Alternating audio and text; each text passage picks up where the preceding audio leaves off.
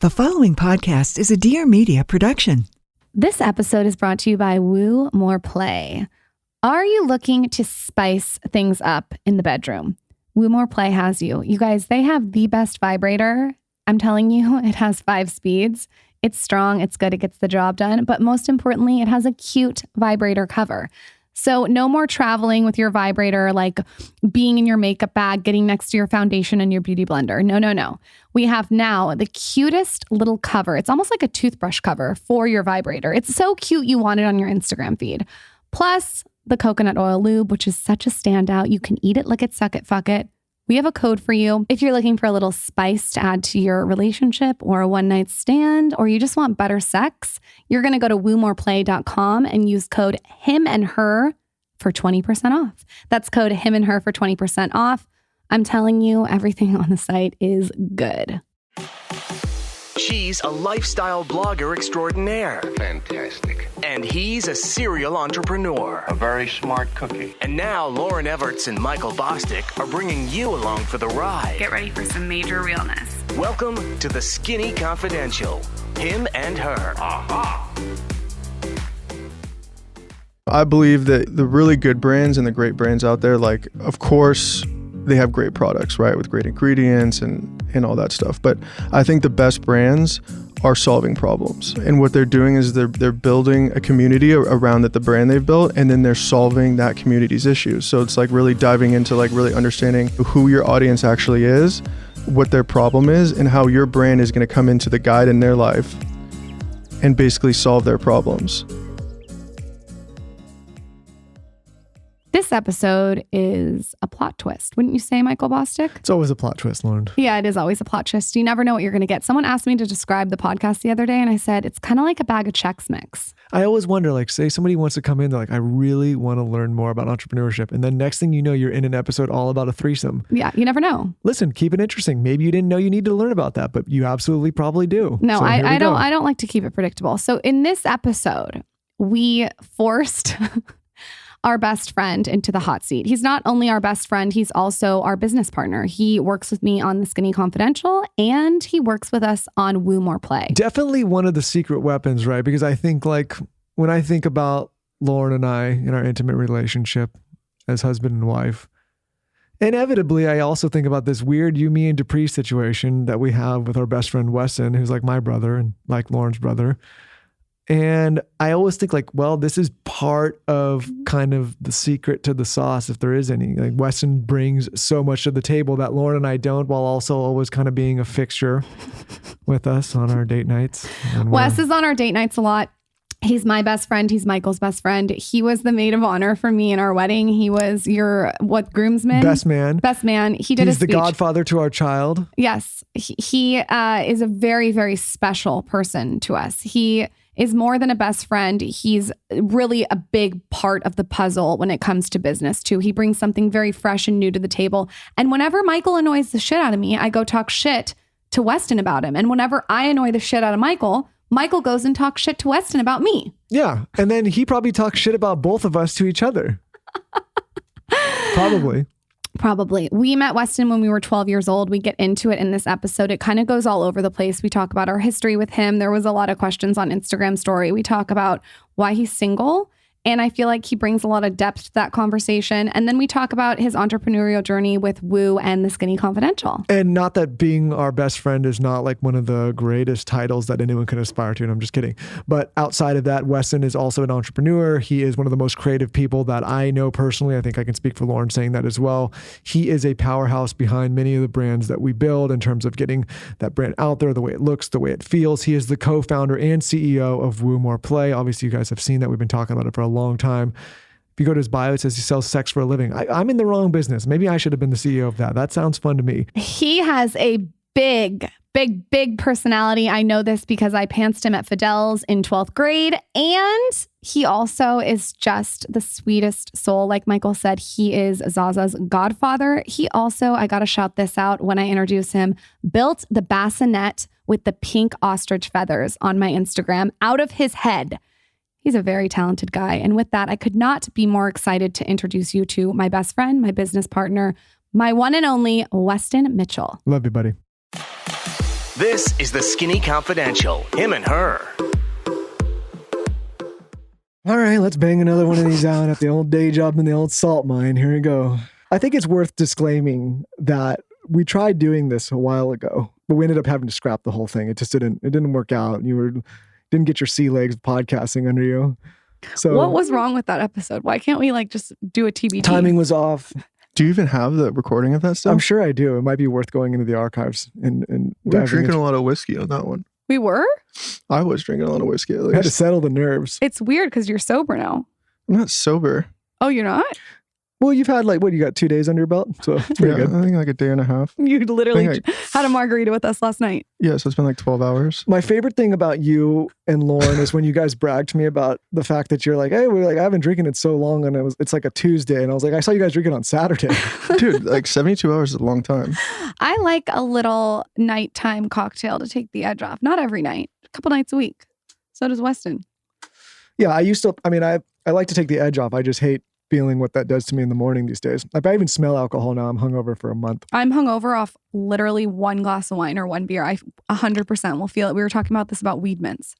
I will literally feel one beer. Yeah, so we used to do it a little bit more formally. Now, No, we're it just just kind goes right in. we're just kind of phoning it in now. The audience is like, oh, whatever. They don't just You Yeah, got we roll right a in. lot of questions from the audience. Well, it only took me, 6 years to get on the podcast? Yeah. I feel like you're kind of mysterious on Instagram stories. Yeah. Well, I was in the bathroom before this listening to Eminem's Lose Yourself, throwing at mom spaghetti, getting yourself psyched up. staring myself in the mirror. Weston's a little more shy than Michael and I. You always have been, huh? Yeah, I'm pretty shy. Why don't you guys talk about your bromance and how you met? Well, let me tell you something that happens my whole life. Well, Weston's our best friend, and many of you have seen him in our channels. One of our oldest friends, too. I think it was, 12 years old? I think I knew you before I knew Lauren. No, I knew Lauren first, but I knew you shortly after. Yeah, we all met in middle school, 7th grade. Talk about when you guys met. When was the first time you guys locked eyes? Well, playground. Where, actually? Was it Playground the shit. playground?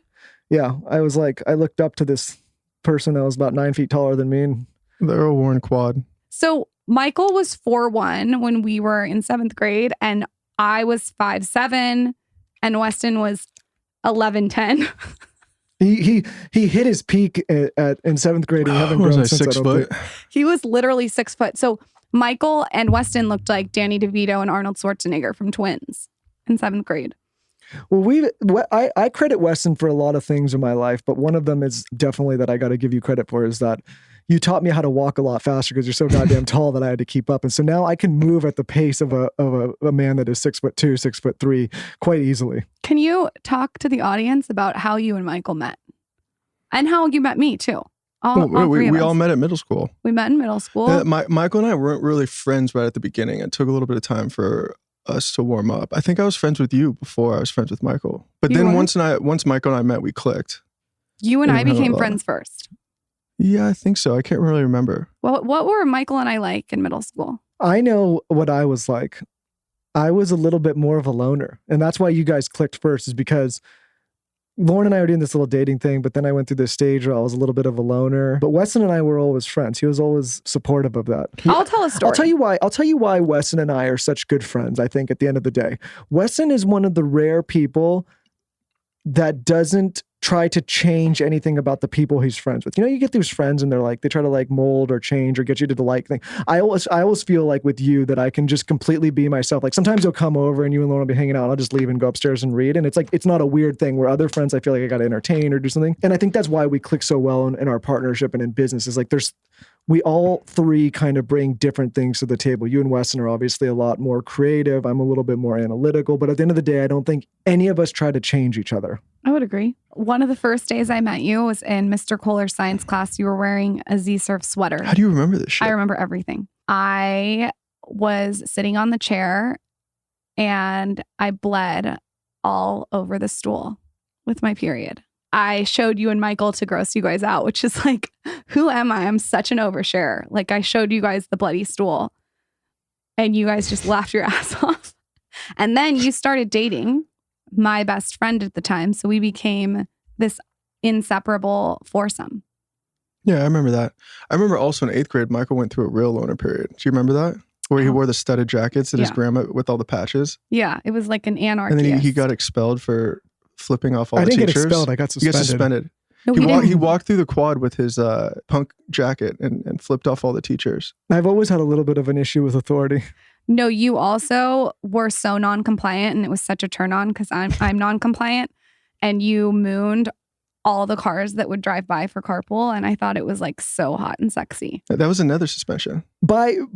I think by trade, and this is I think why I've had such an issue with like the lockdowns, and I know people are going to get so like oh my God, here we go with this again. I just hate rules. I hate rules. I hate when people say I can't do something. As soon as I hear that, I want to do it. It's like if you tell me I can do it, I'm not that interested. But if you tell me I can't do it, then I'm like, okay, let me show you why I can. Right? And that's obviously not the best thing, especially under the current set of circumstances. But I think that's just innately in me. And again, going back to like what I appreciate about you and Lauren is that in my personal life, you guys have never tried to change that, where many people have. Have we always been best friends since 7th grade? Michael and I have been pretty close. And then you went through your high school phase where you like started hanging out with a bunch of older guys, left us two behind.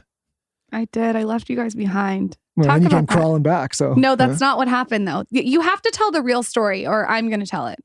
That's not what happened. I would love to hear the real story from your perspective, and then we can maybe Weston and I, because there's two of us, we can. This is the real story. We can. Yeah, but it was both you and Kim. The second we got to high school, you ditched us. Kim and I, who was my best friend at the time, were dating Weston and Michael. And we would all go over to Weston's mom's house in 7th grade and with our Jan Sports on our back. Remember, we used to take whiteout and write on the backpacks, and it would say like, Michael loves Lauren, Lauren loves Michael. And like, there'd be like a huge dick on my Jan Sport. Remember that? And then we would all go to Weston's, sorry if Tiffany's listening, love your mom so much, Weston's mom house. And she wasn't home. And Michael would get a BJ. Well, because she was a school teacher, right? And we would she would still be. Yeah, working. she was working and we were partying. And you would get a BJ in the other room. All our dumb little friends were out front riding scooters, and Wes and I were just upstairs. That's wild, though. We were only 13 years old at the time. Yeah, we were advanced. I look at 13-year-olds now, and I'm like, I can't believe are they doing what we were so doing? I'm locking Zaza in the house. Like 13, it's like, whoa. Michael's gonna get so much payback. He's not even gonna know what to do. No, I think about that often. And I try to just, as soon as it comes in my mind, I try to block it out. But yeah, I mean, I think that's also why I have such bad hangovers is now. And like, I don't know what this like. How are we talking about your hangover? No, because this is a commentary. Like I think all three of us developed really early. Like I said, people were outside playing skateboards and scooters, and we were upstairs getting after it. They were playing Pogs and dominoes. Like, hey, Michael, do you want to come down and play scooters? I'm like, no, man, I'm going to start getting a blowjob, but you go and do your thing. You know what I mean? I was actually pretty good at it in 7th. But no, I think about that now. I'm like, if karma's real, which I think it is, then I'm in some trouble. Then we're all in some trouble. So we go to Weston's house. We would do this every weekend. We'd all hang out. I can't remember if we had beer at that age. I don't think we did. 7th grade, not really. We were pretty much much. sober. 8th grade, we started to had a couple older friends that started to buy it for us. Yeah. Weston and I had fake IDs before we had actual driver's licenses. We had fake IDs before the actual state.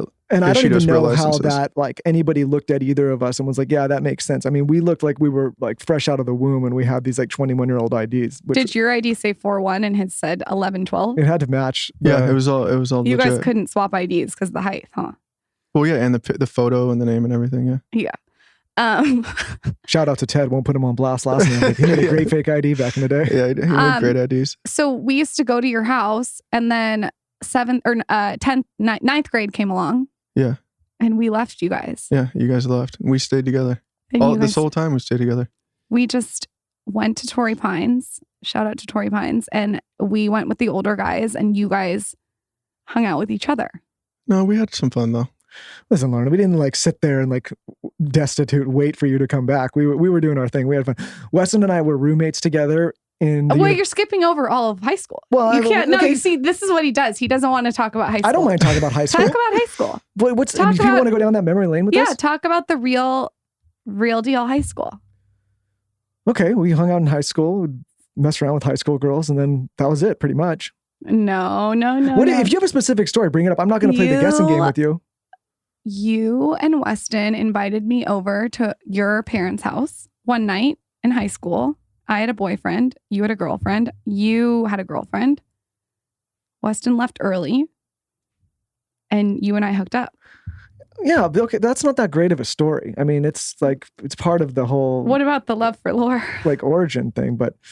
Daddy bought it, I got it. I had a car that said love for lore on it. You drove a nice car too. What was that car? I had an old classic car. It was a 1967 Chevy Camaro. Yeah, that was a cool car. That was a cool car. Yeah, we fixed it up. My dad and I fixed it up. Yeah, I love that car. I drove a car that said Love for Lore, and I used to park it outside Michael's parents' house.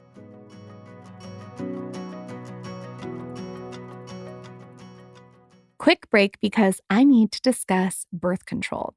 I've recently had so many DMs from women all over the world asking for more resources and information and discussion around birth control.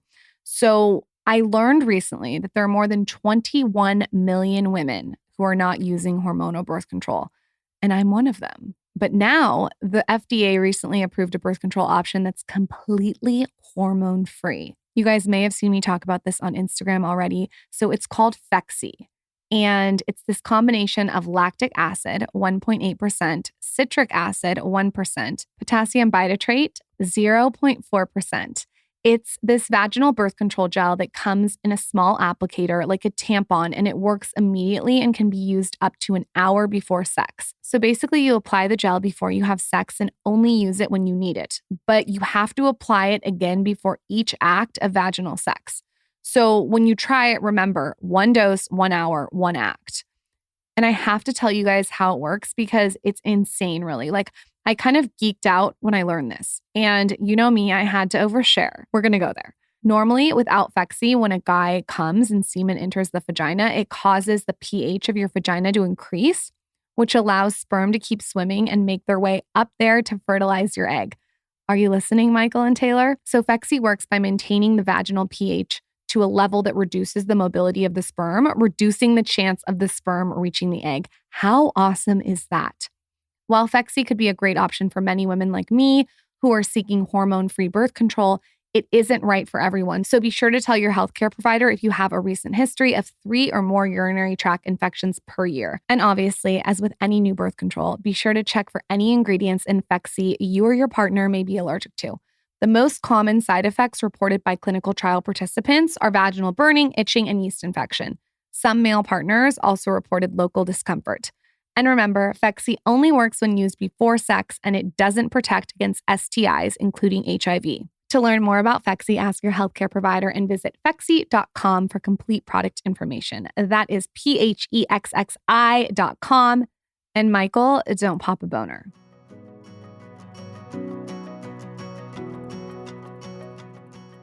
Like, I don't want to get too stuck in the weeds where people are like, what the hell's going on here? But I think like a lot of the listeners, you know, I go back and forth with this show because a lot of what we're doing is we're interviewing different people and extracting information out of them. But then sometimes you got to realize that for a segment of the listenership, and not all, maybe some will tune out of this one, there is an interest in our personal lives as well. And obviously, like, you play a very large part in our personal life. 1, our best friend. 2, godfather to our kid. 3, business partner, founder of Woo. And I think people are interested in that dynamic and specifically interested in potentially what makes that dynamic work, because it's a rare scenario where not only are you my best friend, but separately you and Lauren are best friends outside of the relationship that you and I have. Like, we didn't have groomsmen and maid of honor and bridesmaids and all that shit at our wedding. I wanted to eliminate any drama and be thoughtful about it. And Weston was basically both of our maid of honor and groomsmen when he spoke. Why do you think you and I are such good friends and you and Lauren are such good separately? And that's also existed in different times where, like, there's been times when Lauren and I haven't been together or in the past, and like you guys still maintained a friendship and vice versa. And like, what do you think makes each of those friendships individually? Like, what do you think makes each of those friendships work individually? Yeah, well, I mean, also, you don't remember, like, we were going through college, and then when Lauren came back into your life, when Lauren first started dating you again, I actually was pretty mad because basically Michael was my wingman, and all of a sudden Michael was gone every weekend in San Diego visiting you. That's kind of fucked so up. Huh? At first I was very angry, but then I and I was still young and immature. So, but once I realized this is what's happening. And then Lauren and I's friendship then started to kind of rekindle because we were off at college. We weren't that close in parts of high school. So then once kind of college ended and you guys started really dating is when the kind of the 3 relationship really started to become strong. Right. And so you and I we were roommates in college all throughout high school, we started kind of doing small things in business outside of college. So we had a very consistent track record, and we had a long time to build up that friendship and that relationship. And we could live together, we could work together, we went to school together. So it was all these different things that we connected on and were able to do. And then kind of when Lauren came back into your life, and then I started becoming closer with her, I really started seeing that, Lauren and I are also very similar in a sense of like personality and creativity. And there's a lot of different aspects that I could kind of dive into that relationship and work on with her. It's interesting because we all get along together, but we all are like completely different people, but it all just like somehow kind of works. What's interesting to me about a lot of the relationships that like I've analyzed this later, and like, this is weird. I'm not like a woo-woo guy, but you're a Gemini. You guys are completely two different types Mimi's of Gemini. a Gemini, and you're best friends with Mimi too. And my friend Alex Nicola Moose Knuckles is a Gemini. I have a lot of Gemini friends, but it's interesting because like you guys are completely different types of Gemini. Like Weston's a little bit more reserved, extremely creative. Lauren's obviously like more outspoken and creative. But I think what I personally get from each of the relationships is something that I don't have. Like I envy you guys and your creativity because it's something that I just don't like. I'm creative in other ways, but not the same way, like not an artistic creative like you guys are. We said that the other day when we were having margaritas that Weston and I are Walt Disney and you're Roy Disney. Well, that was a pretty high praise of yourself, to be honest. Let's. I mean, I'm out here creating It's a Small World, bitch.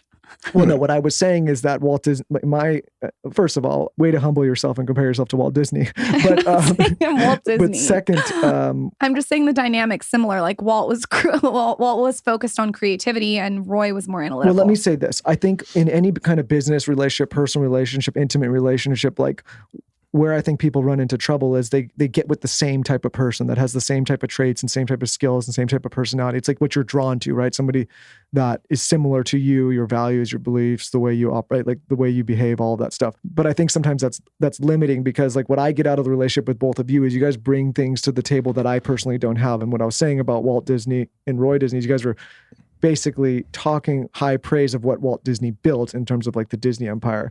But I say there's a lesser known part of that, which is people forget that Roy Disney helped keep all that afloat from the financial logistical side, and it all would have crumbled out. So I think in every relationship, you need kind of both. And I bet if you were to look into most success stories, there's typically two people that are complementing each other in any kind of like entity, organization, or marriage or relationship. Yeah, well, I mean, I think that's a big aspect of why our partnerships and our businesses work on top of the friendship, right? It's because when we're working on these businesses and we're building these businesses, we're all bringing something different to the table. Like if Lauren and I were bringing the same thing, or you and I, like it wouldn't really like, I don't think it would work out as much because it's like we're both doing the same thing. But like when we're working on our brands, when we're working on our projects, we all have different minds and we all think differently. And when we get together and collaborate, I get to listen to Michael's business side of things. He's so savvy and on that side. And then also Lauren's creativity and then kind of my input on my experience. And so like, I think that's a big reason why it works is because we all are so different, but then we all kind of work together. And then there's also trust. And I think the trust comes from like years of friendship. And like Michael and I have gotten into things where we borrowed each other's money. We've gotten into business. And like, there's just things with like that we've built like somewhat of a brotherhood of trust. And so no matter what we go into, we know that that's there. Yeah. But I think a lot of people get in trouble when they go into relation or business relationships with friends because they either one, don't have that level. Like, so here's what I would say. I put our friendship and my relationship with my wife above all of the stuff we're working on. Like if you came to me and was like, hey, we got to shut down Woo, which we can talk about in a second. And because it's affecting our friendship, I would just shut it down regardless of what the business was doing. Like, hopefully I would use some of that savviness that you so politely said I had and figure a way to get us some capital extracted back out of it. But at the end of the day, if it wasn't working, I would just shut it down because the friendship comes first. But I think a lot of times people get in relationships and they put the business first, and there's a time and place for that when you're working on something, but there's also a time to recognize that like life has more important things. And so I think like going into the partnership with you and Lauren is like knowing that came first, because talking about Woo, like that, a lot of people don't realize this, but that like, cause Lauren's more of the face of it and like our brand's been strong on it, but you are really the creative and the visionary behind Woo, and it was your idea to begin with. Yeah, talk about how Woo started. Like, give us the whole. Well, first, I guess it's better to go back and talk about how you and Michael got into business first together, and then how Woo transpired. Yeah, well, I mean, we first got into business. Before Woo, I had a custom furniture business where we designed and built custom furniture in downtown LA. And Michael was a part of that. He invested in it, and he kind of advised me on some aspects of the business to grow it and whatnot. But we were young and like honestly, even then for me, then for you, like that was some of our first ventures, and like we were so like, we were really kind of like figuring that out. Like, and I think that was the first intro to like working together and running something, and also like kind of getting some business chops. Yeah. I mean, I think I started when I was 23 years old in my 2-car garage. So we were young. But once we went on to the next chapter of after the furniture company, Michael and I really wanted to get into business together because we had worked in some projects before. Michael was doing a lot of marketing, but he didn't have an actual brand himself that he was building. He was just building a lot of other people's brands. I was looking to start something new. Lauren was like growing her blog like rapidly. And so we started brainstorming like, what can we all do together? Let's come up with a brand. What kind of products can we come up with? And kind of so my wheels started spinning. And simultaneously, Lauren had just done a post on coconut oil for sex. And the post like blew up with her audience and it was doing really well. And so she came running to all of us and was like, you have to try coconut oil for sex. Like my audience is loving it. It's so amazing. It's so good. And so, of course, ran to Whole Foods, got the big jar of it, tried it, and she was right. It was amazing. Like, it was really good. And it's like... Did you beat your meat with it, or did you actually have sex? Yeah, I mean, I had a girlfriend at the time, so I was doing a little bit of both. But so that kind of got my wheels spinning around there. And then I remember the night, like, I was just laying there, and I was like, oh, shit, what am I going to do with my life? Like, what's the next move? Really trying to get my wheels spinning on what we wanted to work with. And I just kind of leaned over, and I saw this big thing of coconut oil, and I was like... is there any really brands that are doing the hair products and the skin products and like all the different things you could use coconut oil for? But I was like, was there really any sex brand that was like using coconut oil as like the main basis as an ingredient and was doing it in a cool way and kind of using natural and organic ingredients? And this was back in like late 2015. So this was like before this whole movement of like sexual wellness and all these like other female brands are out. Like nothing was out at this time. And so I immediately called you guys and that project we've been talking about, what if we did a sex brand and what if we launched a coconut oil like sex lube? And I remember you guys said immediately like, that's it, let's fucking do it. And so that was the beginning. And then from there I had to start brainstorming, coming up with names. We had a couple of brainstorming meetings and then kind of just like start developing the brand around that. It feels like so long ago, like what that looks like. But I think about that brainstorming session a lot because at the time we were like in your loft, we were all kind of trying to figure out, Lauren obviously was doing her thing. I was kind of stumbling around trying to figure out my thing. But I think like the groundwork that was laid there, because obviously Woo's an established, powerful brand now. What Woo taught me above all anything was the power of building a brand. And when you think about how much thought we put into it, I think people think like, hey, just came up with a name and like slapped on a label. Like we thought about everything down to the name, the origin, how it was going to be perceived in market, what it was going to look like on other shelves, what ingredients, who it spoke to, like really put a lot of thought into brand. And I think like dropping what I think is a gem for people that are thinking about building their own business, you can use any kind of advertising tactic or work with any kind of influencer or podcast or get any kind of retail deal. But if you don't have a strong brand, to me, like that brand will be gone in a few years. Like you need all the things to carry you through. And I think what makes Woo so powerful is you start to see people like the so-called competitors in the space, and they start as a sex brand, but then they realize, oh shit, my brand's not very strong and it doesn't really scream sex. So now I'm actually going to be a wellness product. Or they start as a skincare brand. Or I'm going to be a skincare brand that tries to get in this category. Or sex is difficult to sell and it's an early conversation and people are a little bit squeamish. So now I'm going to introduce a body wash. And this you can't be squeamish if you're in the sex category. Yeah, and this is me kind of indirectly taking some shots at people that have done that, not because I have a sex brand, but because I want to point out, like, are you a sex brand or are you not? And for us, like, Woo is unapologetically a sex brand. Like it has all the other elements that can make people feel good. But at the end of the day, like, this is for better sex, period. I also think it really works because there's so many different perspectives. Like Weston has really spearheaded this. He's had so many ideas, but I feel like I've been able to add like the feminine aspect and making sure it looks good on the Instagram was so important to us and making sure that everything was tested and tried. And you have Michael and I who can be your test guinea pigs, but also... What a terrible product to have to test. But also Weston did something that I think will be so valuable to our audience, and that is a brand story. Can you always talk about this to me. Can you talk about why that book changed your life? I really want to have the author on the podcast. Yeah, it's a little bit of that book and some other like branding things that I've like really dived into. But I believe that the really good brands and the great brands out there, like, of course, they have great products, right? With great ingredients and all that stuff. But I think the best brands are solving problems. And what they're doing is they're building a community around the brand they've built, and then they're solving that community's issues. So it's like really diving into like really understanding who your audience actually is, what their problem is, and how your brand is going to come into the guide in their life and basically solve their problems, right? And then you could do so by building your community and with all your different social channels and marketing channels, not only giving them products and tools that they can use to solve those problems, but also giving them value and education and really streamlining it all together. So you're really taking this customer on a journey and really stating out what their current issue is, how we're going to come and help that issue with our community building, our value, our education, along with like our products, and basically solve the problem in your life and basically show you what your life could look like if it's fixed.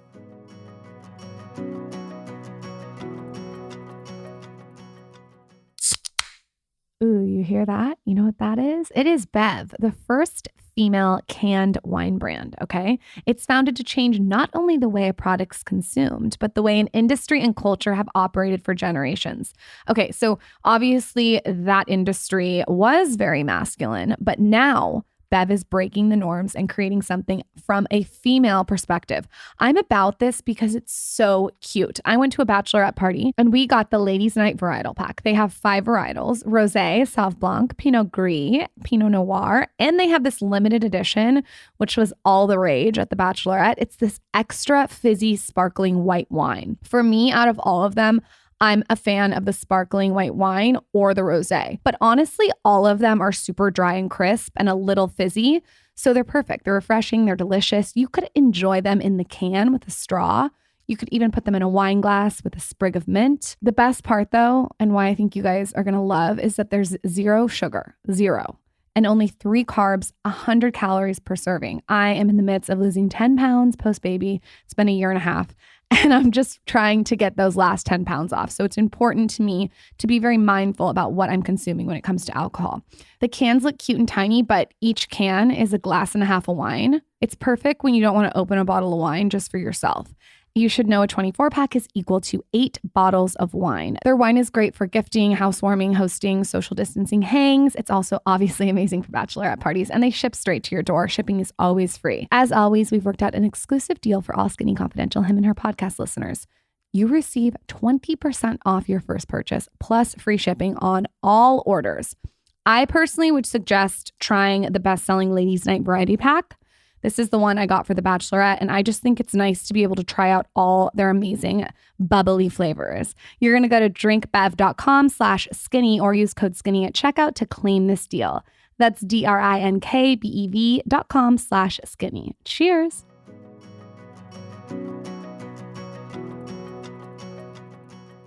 Yeah, and it's sometimes also, and I think Woo's done this, solving a problem that people may not even realize is a problem, right? Like by providing better education or at least opening up other conversations.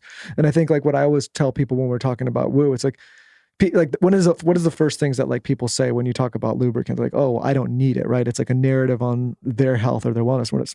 And I think what we're saying is you don't need it, but this can enhance the experience and make everything better, which leads to more empowerment in the bedroom, which helps build your confidence, which helps build a better relationship, which gets the bond of a relationship stronger because you're taking an issue that everybody has, which is sex, whether man, woman, this, that, whatever, and you're making people feel better about it. I think each product too does enhance the experience. For instance, the coconut oil lube makes it so much easier to give a blowjob. It's great for head either way. It makes things taste better. I noticed one of the things that was really grossing me out is I would give you a massage with massage oil, and then we would start to have sex. And it was like, I don't want that nasty ass scented massage oil that has all this chemicals in it in my vagina. And so that solved that problem for me. It's like, okay, now I can give you a massage with the coconut oil. And if things happen, great. It doesn't matter. Like you can eat it, you can suck it, you can lick it, you can fuck it. And then for the vibrator, what I noticed is I personally have been using a vibrator since I was like 15 years old. I love a vibrator. I think Didn't they just say that you can't call it a vibrator anymore? No, there's like a brand out there that's doing a campaign that wants to take it like seriously, so they don't want to call it a toy because I love a vibrator. I love a What's vibrator. next? I love a vibrator alone and during sex always. And so I noticed that when I was talking to a lot of women, they were saying that they never had brought a vibrator into the bedroom. And what I just want to say is like, it helps you, for me, be multi-orgasmic. It's amazing. Like it does so many different things that enhances the experience. And then obviously we created the wipes for pre and post sex because it makes cleanup easy. And then we created quickies, which is like the lube on the go for when you're going out or you want to have a one night stand or whatever the fuck you want. Anyways, the point is that each of the products enhances the experience. And I think we really focused on that. Yeah. And the whole, the bigger message is just we're bringing better sex to you, right? Like I look at my brand and I think if, someone came to me and was like, oh my God, Woo is the best. You guys have like the best coconut oil lube. Like to me, that's kind of a fail. Like, it's like, yeah, we have a great lube. But if someone came to me and was like, oh my God, I love Woo. Woo has changed my sex life, right? Like that's what I want the audience to say. I want them to look at Woo as like the brand that guided them to a better sex life and not just so focused on the product itself. And I think if we can achieve that as a brand and build that community and change women's and their partners like sex life for the better, I think, that is really like what we're trying to do with Woo. Well, I think also like the reason people struggle in the bedroom is because, and this is another, going back to like breaking rules, people struggle. I mean, listen, everybody has their own issues, but people struggle, I think, namely in these areas because they're taboo, right? You can't talk about them. You can't bring up issues in a public forum. You can't share it with your friend or your family. Like you can't, these are things that we're taught from a young age that are taboo. And it's funny when you go out and you like pitch a brand like Woo to VCs or to some of these guys that are writing checks or girls are writing checks, they're still squeamish. They're like, oh, I don't know if we could talk about that. And to me, that's an indicator that it's obviously something that needs to be addressed, because if we know that the entire population at some point is engaging in sex, or the majority. What's the big deal about sex? Well, I don't that's what get I'm saying. it. It's a taboo topic. Why is it so taboo? I'm not being a bitch. I'm actually wondering, why is it so taboo to talk about sex? Well, it's taboo because people are taught from a young age that it's something you can't talk about. With all, you're around sex every day, all day. Why is it so taboo?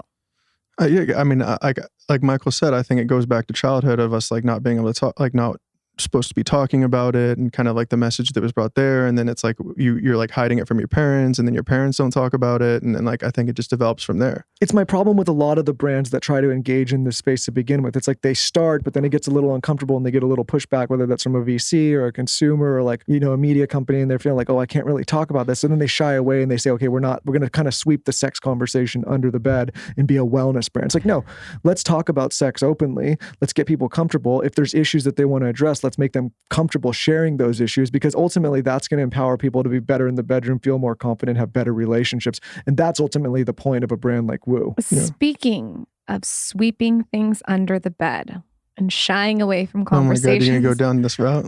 I know exactly what she's going to say. If you go back to high school, I'm out. No, I'm not. I might go back to high school. You sweeped over so much shit in high school and college. It's not even fair. I'm going to do a podcast by myself that outs both of you. We'll save that. Thank God social media didn't exist. Speaking of sweeping shit under the bed, everyone wants to know you're single. Yeah. I get thousands of messages on social media when I post you. Thousands. Why are you single? And what are you looking for? Why am I single? I think right now I'm in a place in my life where I don't want to dive into a relationship, and unless I see that girl as like the mother of my children, the girl I'm going to marry, right? Like I'm at a place in my life, I don't want to waste anyone's time. I don't want to waste my time. So I'm just kind of being patient in the sense of like, until the right girl comes along that I foresee that, like I said, could be the mother of my children that I want to marry. And then I could really dive into that. And the past, few years, I just haven't really successfully come across that. Do you know what you just did? You're fucked now. Your DMs are going to be going here's off the thing. Here's the thing.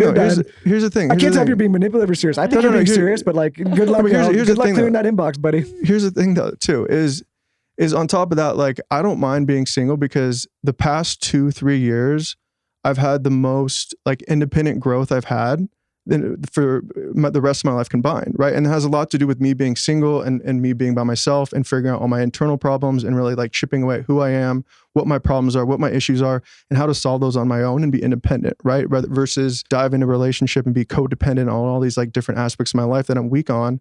Like, I've had the opportunity to really like understand myself, understand who I am, what I want, and be in that mindset of like bettering myself as a human. And then so when I do get to the point of like, I find the love of my life and I want to go into that relationship, like I'm completely independent going into that and self-sufficient. And of course, like, whoever comes on will, help build that and build a relationship. But I'm not going into something where I'm like saying like, well, if I had a girlfriend, like I would do this and this, right? Like I'm completely like independent and in a very like content, peaceful, happy place with myself.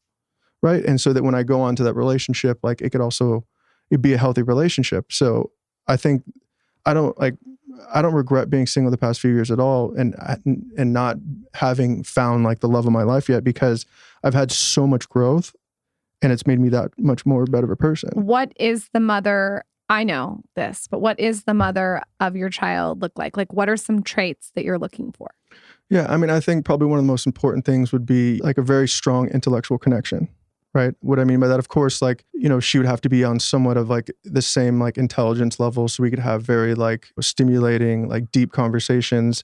But on top of that, like have similar, you know, characteristics of similar ambitions, similar outlooks on life, family, and things like that. So that is high. I mean, I read something about like the difference in some people's relationships. A lot of the relationships end at like 2 years or something like that, because they're not really having these like deep intellectual conversations, right? Like when they get home from work, they're like, oh, how was your day? Oh, it was good. I was tired. How was your day? Oh, it was exhausting. It sucked. And then it ends there, right? But like, what about these other relationships where you dive into that and you're like, oh, how was your day? Well, actually like this, and this happened. And you have like over dinner, over a glass of wine, you're actually like conversing, you're having deep, stimulating intellectual conversations and learning about each other and stimulating each other. And there's so much on that like communication side that I feel like is so many relationships are on surface level. So to me, having like that intellectual connection is probably one of the biggest things. And you could find that out pretty quickly. And a couple for date 1 plus date 2, you pretty much know if that connection is really there or not. I would say another trait would